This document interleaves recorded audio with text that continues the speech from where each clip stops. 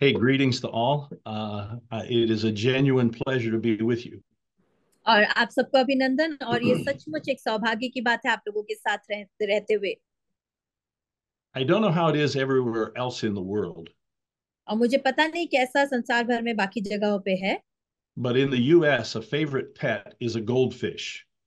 और लेकिन अमेरिकी देश में सबसे विशेष उनका जो पालतू जानवर है वो एक गोल्ड फिश को ऐसे रखते हैं, मछली को रखा है इन्होंने। And most people have very poor luck with their goldfish. और कई लोगों के साथ जो है बहुत हमेशा बुरा ही होता है जब वो गोल्ड फिश पालते हैं। They die within a few days, maybe 2 or 3 weeks. और वो कई बार जो है कुछ दिनों में, 2-3 हफ्तों में ही मर जाती है वो मछली। But I was told not too long ago by somebody who knows और बहुत दिन पहले नहीं कि कोई मुझे जानता, उसने एक बार ऐसे कहा that if a goldfish has ideal conditions, अगर उस गोल्ड फिश को पालने के लिए आपके पास अच्छी सुविधा हो and gets everything that it needs, और जो कुछ उसे चाहिए वो मिलता हो, that little goldfish could live 20 years or more. तो वो एक छोटी सी वो गोल्ड फिश जो मछली है वो 20-25 साल तक जी सकती है। I want us to consider for a few moments the story of the sower and the seed and the soils. और मैं चाहता हूँ आप सब लोग थोड़ी देर के लिए मनन के लिए मेरे साथ चलेंगे। हम उस भूमि के बारे में, बीज के बारे में और बीज को बोने वाले के बारे में देखेंगे। You have likely preached and taught on that parable. और शायद आप में से कई लोगों ने उस दृष्टांत में से प्रचार किया होगा, शिक्षा दी होगी। It shows up in all three of the synoptic gospels, Matthew, Mark, and Luke. मती, मार्क और लूका के तीनों सुसमाचारों में हम इस भाग को पाते हैं। And when Mark tells the story, he uses a unique phrase. लेकिन जब मरकुस इस बात को बताता है, इस दृष्टांत को, तो वो अलग तरीके के शब्दों का इस्तेमाल करता है। It's actually two questions from the mouth of Jesus. और वहां यीशु के मुख से दो प्रश्न वहां पे निकलते हैं। You'll find it in Mark chapter 4, verse 13. और हम देखने पाते हैं मरकुस उसके 4 उसके 13 वचन में। And since you know the story of the sower and the seed and the soils very well, और क्योंकि आप सबको ये दृष्टांत जो है बीज के बारे में, भूमि के बारे में, बोने वाले के बारे में पता है अच्छी तरह से, we'll confine our attention just to verse 13. और हम अपने ध्यान को चौथे अध्याय के 13 वचन की ओर ले जाएंगे। Because it is a couple of questions from the lips of Jesus that are peculiar to Mark's gospel. और क्योंकि वहां पे कुछ प्रश्न जो यीशु मसीह के मुंह से निकले हैं और जो कि बाकी दो सुसमाचार में नहीं, केवल मरकुस रचित सुसमाचार में पाए जाते हैं। And to me, with these two questions, it seems that Jesus is saying something. और मेरे लिए इन दो प्रश्नों में ही यीशु मसीह हमसे कुछ बोलना चाहते हैं, ऐसा मैं मानता हूँ। He's saying to his followers, "You really surprise me." और वो अपने पीछे चलने वालों से, अपने जो चेलों से कहता है कि तुम सचमुच मुझे बहुत ही आश्चर्यचकित करते हो। In his two questions, I hear him saying, "Can it be that after all of this, और वहां पे दो प्रश्न में ऐसा हो सकता है कि ये सब होने के बावजूद बावजूद भी that you do not understand what I'm saying?" क्या तुम यह दृष्टांत नहीं समझते? And he says, if you don't understand this parable, और उसमें लिखा है क्या तुम यह दृष्टांत नहीं समझते, then you won't understand any parable or anything that I say. तो फिर और सब दृष्टांतों को कैसे समझोगे? So we cannot miss what's going on here, और इसीलिए हम इस बात से चूक नहीं सकते जो यहाँ पे हो रहा है। because it's no exaggeration to say that this is the key to everything. और यहाँ पे कोई भी बढ़ा चढ़ाकर बात नहीं करी गई है, लेकिन ये एक कुंजी है हर एक बात के लिए। He further says that you're headed for trouble. और उसमें आगे कहा गया है कि तुम जो है समस्या के पास जा रहे हो। If you don't understand this one, अगर तुम ये नहीं समझ रहे तो तुम्हें जरूर समझने में गड़बड़ी है। because in verse 34 it says that he taught them with many parables. क्योंकि 34 वचन इसमें बताता है कि उसने और बिना कई दृष्टांत कहे हुए उनसे कुछ भी नहीं कहता था। And in fact, he never opened his mouth without using parables. और बिना दृष्टांत के उनसे कुछ भी वो नहीं कहता था। So in other words, there's a lot more of this coming. और इसके दूसरे शब्दों में कहा जाए तो बहुत सारी बातें जो है आगे चल के उन्हें सीखनी है। Now, you probably know that the word parable और आप सब दृष्टांत शब्द को जानते होंगे। means to place one thing next to another thing for the purpose of comparison. और उसका अर्थ ये है कि किसी एक शब्द को किसी एक शब्द की तुलना में वहां पर डालकर उसको अर्थ को समझाना। And of course, we know that Jesus used many parables, और हम जानते हैं यीशु मसीह ने कई दृष्टांत जो है वहां पे इस्तेमाल such किए। as the Good Samaritan, और अच्छे सामरी का दृष्टांत, where the unlikely person is the hero, और जहाँ पे जो पीटा गया, जो मार मार खाया, वो व्यक्ति एक हीरो के समान है, वहां पे एक सामरी हीरो के समान है। when Jesus tells a story, there's often a plot twist. और जब भी यीशु मसीह कोई भी कहानी सुनाते थे उसमें हमेशा कोई ना कोई बात होती थी छिपी। We know the story of the two sons and the waiting father. और हम सब जानते हैं उड़ाऊ पुत्र के दृष्टांत को, और वहां पे जो पिता इंतजार कर रहा है। That tells us that the heart of our God और वो दृष्टांत हमें पिता के हृदय के बारे में बताता है। is he is a father who waits for the runaways to come home. और वो एक पिता है जो भागे हुए लोगों को, खोए हुए लोगों के लिए उसका हृदय इंतजार करता है। We know the frustrating story of the field workers और हम सबको जो है वहां पे बहुत ही निराशा में गए हुए उन सेवकों के बारे में, जो खेत में काम कर रहे थे, किसानों के बारे में पता है। who all received the same wage, whether they work 10 hours or 5 hours or 2 hours or 1 hour. और चाहे उन्होंने 5 घंटे, 2 घंटे, 1 घंटे, आधे घंटे काम किया, उन सबको वो स्वामी ने जो है एक ही जो है मजदूरी दी वहां पर। But in the story we're looking at, there लेकिन is one imaginary farmer. जिस दृष्टांत को यहाँ पे आज हम देख रहे हैं उसमें एक सोच में रचनात्मक तरीके का किसान है। And he broadcasts the seed across the ground. अब वो बीजों को फैलाता जा रहा है सारी जमीनों पर। He's happy to let it fall where it will. और जहां कहीं वो गिर रहा है वो खुश है उस बात से। And some of the seed falls on the hard ground and the birds eat it up. और कुछ जो है कठोर भूमि में गिरी और पक्षियों ने उन्हें चुग लिया। I think of these as dirty birds. और मैं सोचता हूँ ये बहुत बुरी पक्षियां थी, बुरे पक्षियां थे। And Jesus tells us that actually this is the work of the devil. और यीशु मसीह बताते हैं कि ये शैतान का काम है। And that anytime we're impacted with the word, the enemy will follow right behind. और जब भी हम जो वचन से प्रभाव हम पे पड़ता है, तुरंत शैतान आके उसे उठाने की कोशिश करता है, assuring that the word does not have a chance. ताकि उस वचन को मौका ना मिले काम करने के लिए। And so that seed is wasted. और इसीलिए वो बीज जो है व्यर्थ हो जाता है।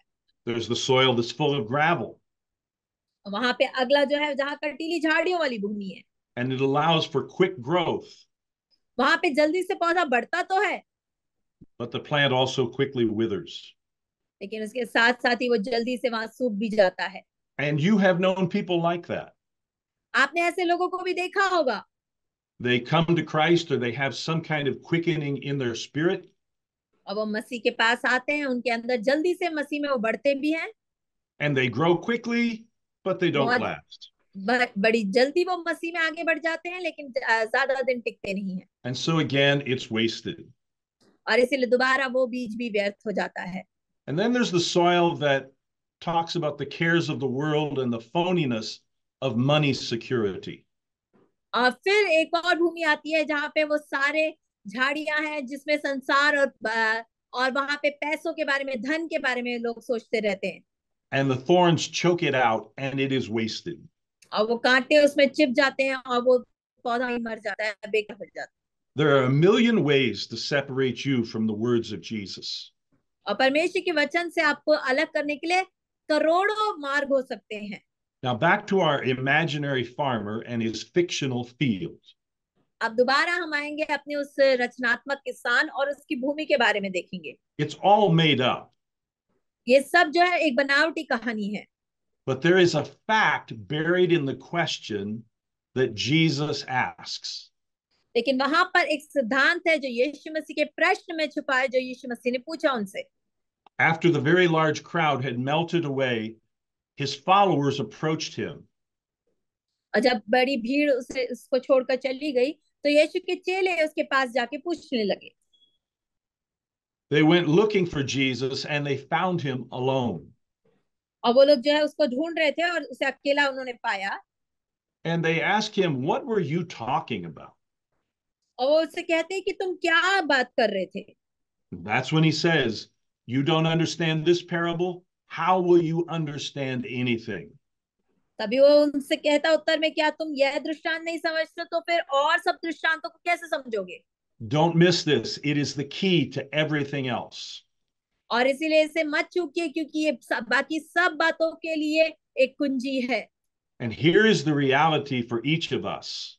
और ये जो है सच्चाई हमें से हर एक के लिए। Do I understand Jesus? Are his words wasted like the seed that is eaten and the seed that is choked and the seed that is withered? और क्या मैं यीशु मसीह की बात को समझता हूँ? क्या वो बीज पथरीली भूमि पे गिरा है, कांटे वाली भूमि पे गिरा है, या मार्ग के किनारे गिरा है, वो और व्यर्थ हो गया है करके हमें देखना है।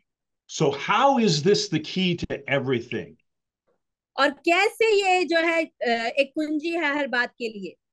Because I don't want it to be written over my life that his words have been wasted. क्योंकि मैं नहीं चाहता ये मेरे जीवन के ऊपर लिखा जाए कि उसके शब्द जो है मेरे ऊपर व्यर्थ हो गए। So what can I do? तो मुझे क्या करना चाहिए? Number one, wait for पहली it. पहली बात, उसके लिए इंतजार करना है। I notice that most of the people hear a nice story and walk away. मैंने देखा है कई लोग जो है कहानियों को सुनते हैं और चले जाते हैं। And they receive it on a very surface level. और वो केवल जो है मार्ग में ऐसे पड़े हुए बीज के समान ऊपरी सतह से उसे प्राप्त करते हैं। But some few stay for more. कुछ लोग ज्यादा पाने के लिए इंतजार करते हैं। And they get clarification. और उनको स्पष्टता भी मिलती है। So we need to be that person who looks for more and waits for more. और इसीलिए हमें वह व्यक्ति बनना है जो ज्यादा की अपेक्षा करते हैं और प्रभु में इंतजार करते हैं। Remember the goldfish? और उस गोल्ड फिश के बारे में मैंने आपको बताया है, उसे याद करें। Under the right conditions, it will live for 20 years. सही वातावरण में 20 साल भी वो जिंदा रह सकता है। But Jesus is saying, under the right conditions, his word in the right life are eternal. और यीशु कहते हैं कि सही वातावरण में उसके वचन जो है हमारे लिए जीवन की ज्योति बनता है। I believe we have to apply this personally and ask the question, is that me? और हमें जो है इसको व्यक्तिगत रीति से लेना है और परमेश्वर से ये प्रश्न पूछना है, क्या वो मैं हूँ? Am I the right soil? Am I the right life? क्या मैं सही भूमि हूँ? क्या मैं सही जीवन जी रहा हूँ? And you will be if you wait for it. आप ऐसा हो सकते हैं यदि आप उसमें इंतजार करेंगे।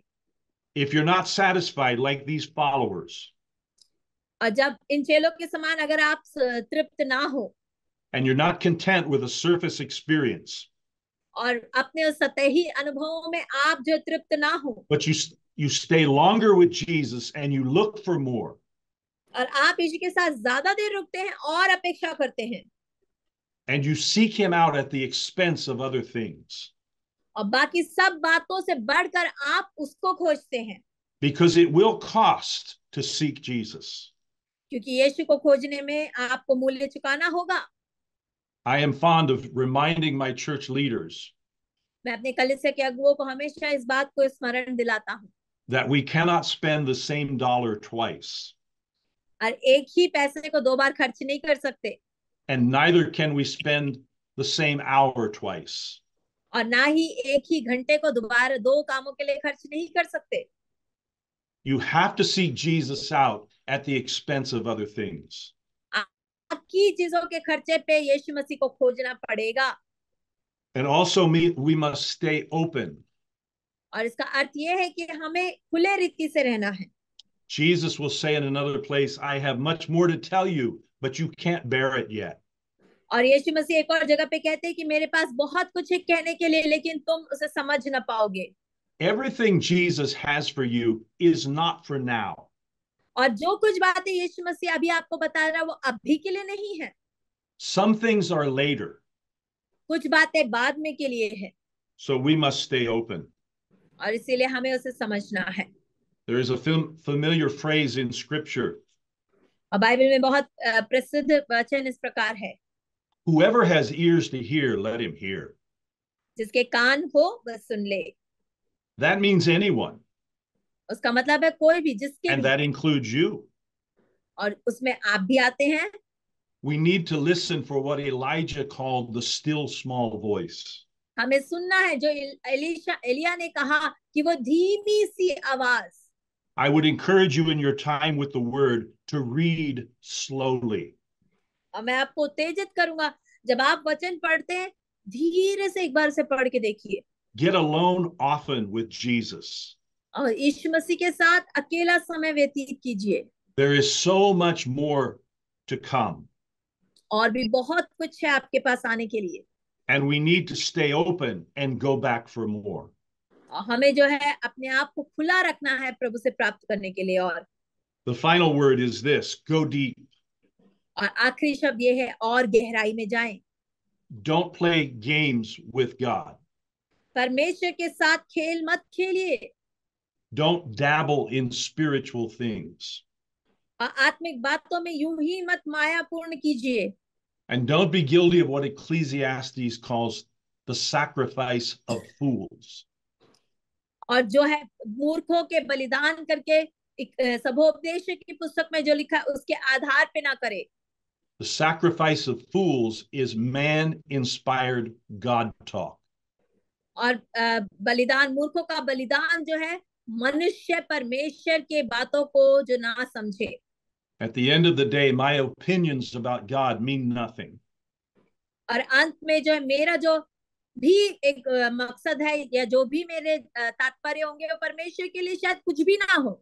It is what the rich word of God says that क्योंकि counts. परमेश्वर का जो बहुमूल्य, बहुतायत से धनवंत वचन है, जो कहता है वो ज्यादा महत्वपूर्ण है। There are depths to God to swim in. आइए जिसमें हम डुबकी लगा सकते हैं। And you'll never exhaust everything he has for you. और जो कुछ उसके पास है आपके लिए, उससे आप कभी भी निराश नहीं होंगे, आप थकेंगे नहीं। So as we wrap this up, और जैसे हम इसको समाप्त करते हैं, use this as a guide. इसको एक मार्गदर्शिका के रूप में इस्तेमाल करें। If you lack desire to wait for Jesus and to seek him out, अगर आपके पास यीशु मसीह पे इंतजार करने के लिए कम है इच्छा, तो उसे खोजे। if you're not open to the treasures that he has for you, और जो खजाना उसने आपके लिए रखा है आपने उसे अभी तक खोला नहीं है, तो if you're content to live a superficial life and never know the deep heart of God, और आप यूं ही रीति रिवाजी तरीके से जीना चाहते हैं और परमेश्वर की गूढ़ गहराई को नहीं समझते, this और इन सब बातों के लिए ये कुंजी है। and if that describes you, none of this will make sense. तो अगर वो बात आपको समझ नहीं आती, तो और कोई भी बातें आपको समझ As नहीं आएगी। Jesus says, you will not understand anything. और जैसे यीशु मसीह ने कहा, आप और कोई बात को समझ नहीं पाओगे। And the soil of your life will be sterile and bare. आपके जीवन का जो भूमि है वो यूं ही खाली रहेगा, एक निर्जन भूमि, एक जंगल रेगिस्तान बन जाएगा वो। You will be an empty patch of dirt आप जो है खाली भूमि, सिर्फ गंदगी से भरे हुए हो जाओगे, when you could be a lush garden. अगर आप अपने आप की सुरक्षा नहीं करोगे तो। Remember the story of Ezekiel. और यिजकेल की घटना आपको पता है। In Ezekiel 47, he has taken a tour of the temple.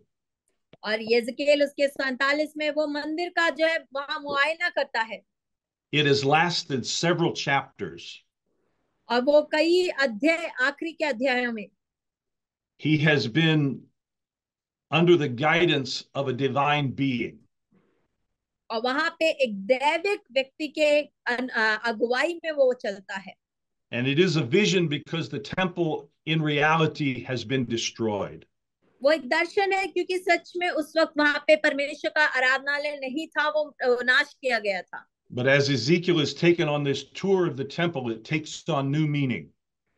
जब यिजकेल वहां पे उस मंदिर के दौरे पे जाता है, तो वो एक नया अर्थ है हमारे लिए। And he looks in every nook and cranny of the temple. और वो उस मंदिर के आराधनालय के हर एक कोने कोने को छानता है. When the tour is finished, he looks over the wall. और जब वो पूरा यात्रा उसकी खत्म होती है, वो दीवार की ओर देखता है. And he sees a trickle of water coming out from under the temple. और वहां पे थोड़े से जल को वहां पे आते हुए देखता है. And the divine being takes him to its source. तब वो दैविक व्यक्ति उसे जो है उस स्रोत के पास ले जाता है. And there he sees a great river that's uncrossable. और वहां पे वो एक बहुत बड़ी नदी को देखता है जिसके पार जाना नामुमकिन है. And the divine being takes a measuring line with a weight on the end. और वहां पे वो दैविक व्यक्ति उसमें नापता है. And he throws it out some distance. और वो थोड़ी दूर में वहां फेंकता है. And they walk to where it landed. और वो भूमि की तरफ वापस चलते हैं. And Ezekiel reports that the water is up to their ankles. और वहां पे एजकेल उसे कहता है कि यहाँ पर जो है एड़ी तक पानी है. The line is thrown out again and they walk again. और दोबारा वो उसे फेंकते हैं और दोबारा वो लोग चलते हैं वापस. And this time the water is up to their knees. अब जो है घुटनों तक पानी है. It's thrown again and this time the water is up to their waist. दोबारा उन्हें फेंकते हैं और अब इस समय जो है वो कमर तक पानी है. And then the river begins to rise. और उसके बाद वो नदी और बढ़ने लगती है. And they find that there is water enough to swim in. और वो देखते हैं वहां पे इतना पानी है कि वो तैर सकते हैं. And the river cannot be crossed by anyone. और किसी के भी द्वारा उस नदी के पार जाया नहीं जा सकता. There are deep things in God. और परमेश्वर की रहस्यमय बातें हैं उसमें. You need to find time to get alone with him. आपको उसके साथ समय निकालना है उन बातों को सीखने के लिए. So that he can show you those deep things. ताकि वो आपको वो गूढ़ गहरी बातें समझा सके. There are two kinds of alone with God. और परमेश्वर के साथ दो प्रकार की एक चाहत है. In this chapter 4, one is in verse 10 and one is in verse 34. और चौथे अध्याय में 10वें वचन में और 34 वचन में हम देखते हैं. In one case, you find Jesus alone. और एक जगह पे आप यीशु मसीह को अकेला पाते हैं. You look for him when he's alone. आप उसे खोजते हैं और आप पाते हैं कि वो अकेला है वहां पर. And in the other case, he seeks you out to take you alone. और दूसरी जगह 10वें वचन में वो जब वह अकेला रह गया था वहां पे हम देखते हैं. If you will wait for it and stay open and go deep. अगर आप उसके लिए इंतजार करेंगे, अपने आप में खुले रहेंगे और गहराई में जाने के लिए चाहेंगे. Then that is the key to understanding everything Jesus says. तो वही कुंजी है हर एक बात जो यीशु मसीह को बताते हैं उसे समझने की. And you will be the good soil. आप एक अच्छी भूमि बन जाएंगे. Amen. आमीन.